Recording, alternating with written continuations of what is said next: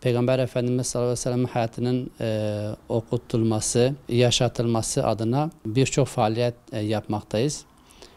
Bunlar kutu doğum etkinlikleridir, şiir makale yarışması etkinlikleridir, salavat seferberliğidir ve Peygamber sevdalarınca kabul görülen Türkiye genelinde yapılan siyer sınavıdır. Türkiye genelinde yaptığımız siyer sınavının teması onu oku, onu yaşa temasıdır. Türkiye geneli bu sınavı yapıyoruz. Geçen yıl 200 bin üzerinde başvuru yapılmıştı ve yine Türkiye geneli bu sınava %60'ın üzerinde bir katılım gösterilmişti. Kamuoyunun hatırlayacağı üzere geçen yıl dereceye giren Türkiye geneli 26 kişiye ömrü ödülü verilmişti. Ayrıca çeşitli ödüller de verilmişti. Geçen yıl siyer sınavına dereceye giren kardeşlerimizin şu anda o kutsal yolculuğa çıkmaları için hazırlıklar yapılıyor.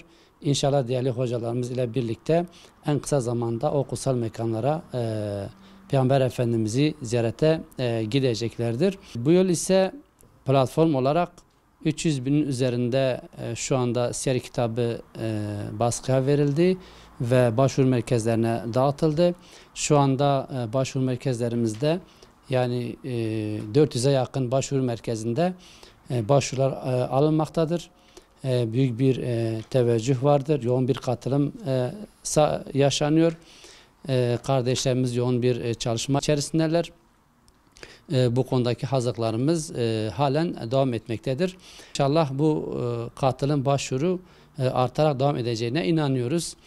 Çünkü şu ana kadar gördüğümüz teveccüh bunu göstermektedir. Son başvurular 27 Ocak 2018'de sona erecektir. Platformumuz uygun görürse bunu belki birkaç gün daha uzatabiliriz. Sınavımız ise 18 Şubat 2018 tarihinde yapılacak. Sınavın başlama saati saat 11'dir. İnşallah bu yıl 300 civarında yani merkezde bu sınavı gerçekleştirmeyi düşünüyoruz. Hazırlıklarımız buna göredir. Burada bütün peygamber sevdalarına bir çağrıda bulunuyorum. Bu sınav gerçekten çok önemlidir. Peygamber Efendimiz sallallahu aleyhi ve sellemin hayatının okunması, okutulması ve yaşatılması adına çok değerlidir. Ümmet olarak, Müslümanlar olarak bizler Peygamber Efendimiz sallallahu aleyhi ve sellemin sünnetini yaşamak zorundayız. Ümmetin birliğinin, beraberliğin tekrar kazanılması, asr-ı saadete dönülmesi, Peygamber Efendimizin hayatının yaşatılmasına ve yaşamasına bağlı olduğuna inanıyoruz. Özellikle konuda ulema kesiminin, eğitimci kesiminin ve duyarlı tüm Müslümanların bu siyer sınavına katkı sunmalarını bekliyoruz. Ebeveynlere büyük görev düşüyor, aile reislerine büyük görev düşüyor. Çünkü neslimizin kötülüklerden, cehaletten, karanlıklardan kurtarılması gerekiyor. Bunun yegane çaresi de reçetesidir. Reçetesi de Kur'an'ın iyi okunmasıdır, yaşatılmasıdır ve Peygamber Efendimizin o mübarek hayatının okutulup yaşatılmasıdır. İnşallah Müslümanlar olarak bu şekilde kendimize geleceğimize inanıyoruz. Sınavın tabii ki kaybedeni yoktur. Başta söylediğimiz gibi bu sınava giren herkes Peygamber Efendimiz sallallahu aleyhi ve sellemin hayatını okumakla, inşallah yaşamakla kazanmıştır. Ümmet olarak maalesef Peygamber Efendimizin hayatından uzaklaştığımız için başımıza türlü türlü musibetler gelmektedir. Ümmetin tekrar dirilişe geçmesi, asr-ı saadeti yaşaması için mutlaka Kur'an'a sarılması, Kur'an'ı yaşaması, gelecek nesillere Kur'an'ı öğretmesi gerekmektedir. Buna inanıyoruz. İnşallah ümmet olarak, Müslümanlar olarak Kur'an'a ve Peygamber Efendimiz sallallahu aleyhi ve sellem'in sünnetine sarılırsak yolumuzu şaşırmayız. Bizler ona muhtacız. kurtuluşumuz inşallah Kur'an ve sünnetten geçiyor. Tüm Müslümanlar bu şuurda olmaları gerekiyor. Bu sınavın yapılış amaçlarından bir tanesi de zaten budur. Yine Peygamber Efendimiz sallallahu aleyhi ve sellem'in hayatının okutulup yaşatılması adına kimler ne çaba gösteriyorsa, kimler ne faaliyet ve etkinlik yapıyorsa bizler hepsine destek verdik. Desteklerimizi inşallah bundan sonra da vereceğiz. Bunlar bizim için çok değerli faaliyetlerdir.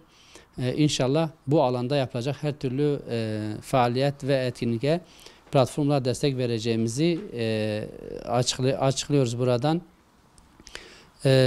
Bu yıl yine siyer sınavına girecek kardeşlerimize çeşitli ödüller vardır. Ki bunlar Türkiye geneli ilk 5 kişiye Ümre ödülüdür. Bunun dışında yine 2000 civarında hatta 2000 üstünde ödüllerimiz mevcuttur. Bunlar toplamda 36 dizüstü bilgisayardır. 260 adet siyer setidir ki bu çok önemlidir. Yani bu sınav sonucunda dereceye girecek olan 260 kişiye Peygamber Efendimiz sallallahu aleyhi ve sellem hayatının daha iyi anlaşılması için böyle bir hediye, böyle bir ödül veriyoruz.